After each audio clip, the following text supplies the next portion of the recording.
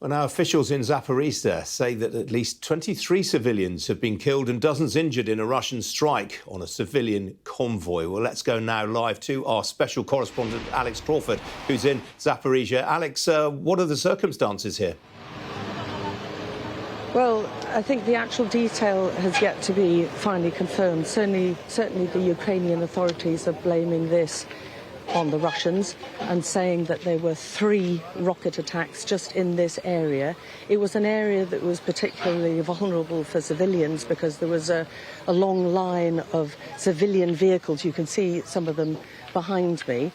There were at least 8 different vehicles. Now, these convoy were taking in humanitarian aid to the Russian-controlled territories, part of the area which Vladimir Putin, the Russian president, is trying to annex from Ukraine. You can see a big crater, which is where one of the rockets hit.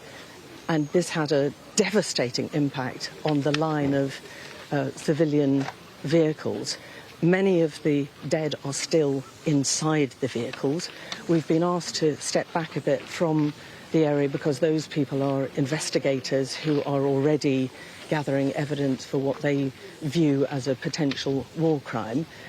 We counted at least a dozen bodies.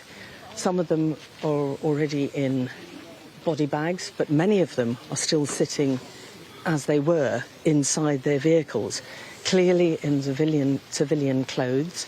There was 3 bodies that we saw, a man and a number of women inside the white van that you can see behind me. There's a number out on the road in between the 2 lines of vehicles as if they were trying to escape. We know on top of an estimated 25 people who are already been killed as a result of these rockets, there's a further 15 people who are described as critical by the Ukrainian doctors and who are in theatre right now, one of whom is a 5-year-old child who they're trying to perform life-saving emergency surgery on.